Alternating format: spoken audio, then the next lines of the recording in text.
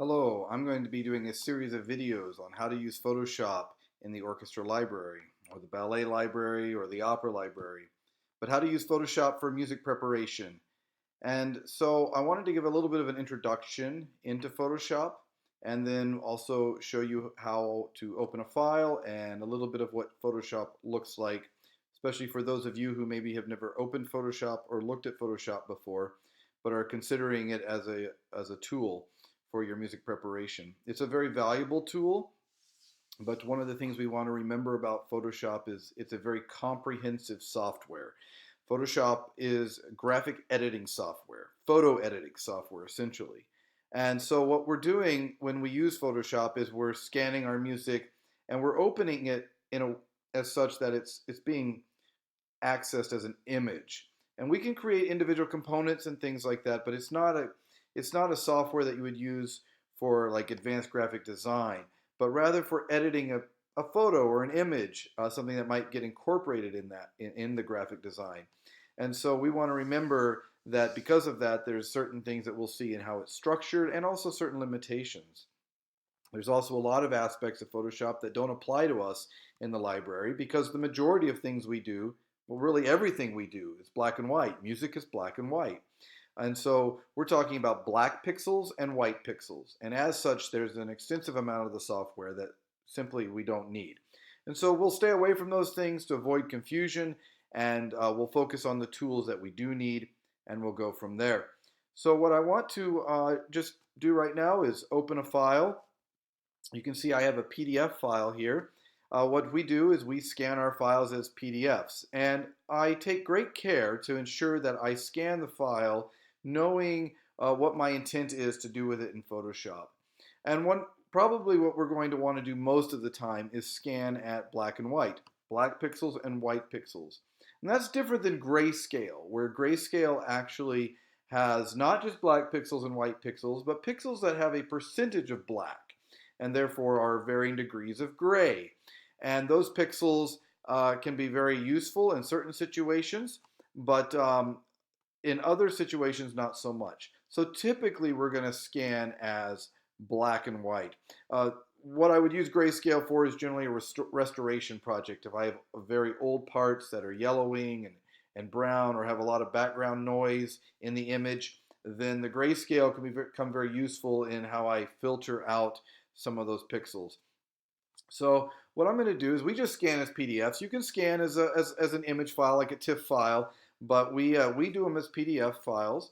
And of course, when you open a PDF file, you have multiple pages. That's what we're accustomed to seeing in Acrobat, is these multiple pages that show up here. But in Photoshop, because it's treating them as images, you're going to notice, so the way I like to open this is I right-click, open with Adobe Photoshop. You can also open Photoshop and go to File, Open from there. But this is the method I like to use. And when we get in here, you're going to see it's going to give me options to open page 1, or I could do page 2, or I could do 1. I'm going to hold the Shift key here, 1 through 3, or 1 through 7, if we want to open all of them. And so they're going to open as separate tabs, and then they would have to be saved as separate files, and then we would put them back together. Now, some would say that that's an annoyance or an inconvenience, and it can be, but I think when we get more comfortable with Photoshop, we find out it really isn't that much of an impediment. We simply need to be very efficient in how we use our actions, our hotkeys, and even we can run a batch that takes an action and applies to not just dozens of pages, but even hundreds of pages in some cases.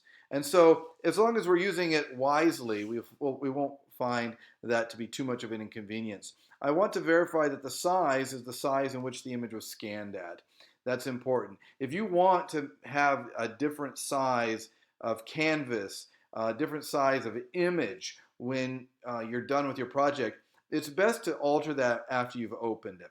So let's just open it at the same size that you scanned it at. Let's make sure that this little chain link, which we'll see from time to time, is on. That's going to show us that Constrain Proportions. That means if there is a change ever made, that is making sure that the X and the Y are the same ratio in how we're either making things larger or smaller. Now, because I scanned this at 600 dpi, and if you're going to be making print masters or anything, I highly recommend that you scan at no less than 600 dpi. We scan for 300 dpi if we're just going to be providing a practice copy, especially electronic copies. But if you're going to be doing this kind of work and you want a good output, scan at 600. And Greyscale, you heard me talk about Greyscale just a couple of minutes ago about scanning.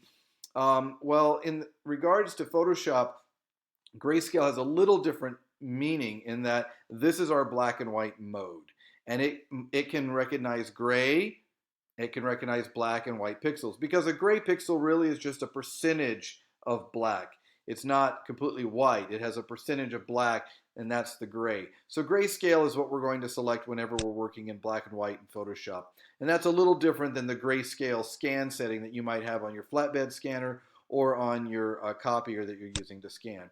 Let's go ahead and open these 7 pages, and you'll see it's taking a moment. Some of the older versions would say rasterizing at this point. What it's doing is it's taking that file, that PDF file, and it's converting these pages into an image that we can work with. Now, Photoshop will allow us to save this as a PDF. We'll talk a little bit more about this in a later session, but I typically save as TIFF files. I find the quality a little bit better, especially once I go to print. I just find it's a much crisper, cleaner image. And we'll talk a bit more about what file type to save, and we'll get a little more oriented as we go. So you can see we've opened this file. We have 7 tabs that are open here. To get to the other ones, I just simply go over to the right here. I can select that arrow, and then I can choose which page I want to work on.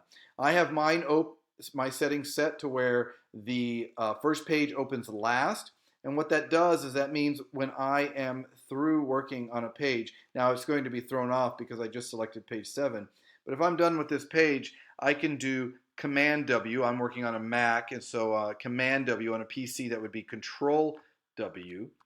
And it's going to ask me if I want to save. I don't want to in this situation. I'm sorry, not cancel. Don't save.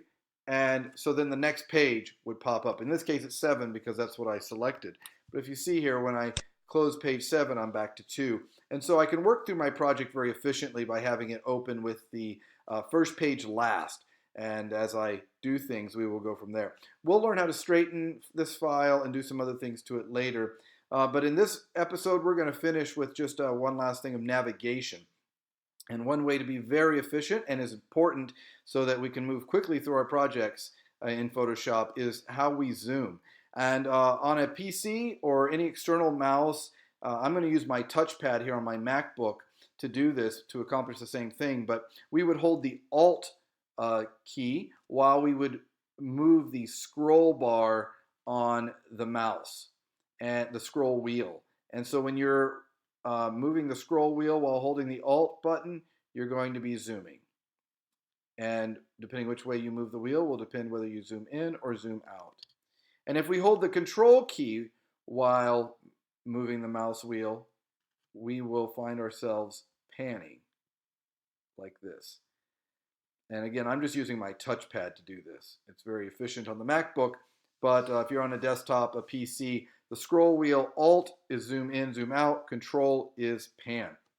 So that's what we're covering for now, and look for other videos where we will try to keep them very short on just simple little tasks that you can do in Photoshop. And I hope it helps you in your discovery of a new tool to improve your music prep and do things in not just a more efficient way, but also really produce great results in your music.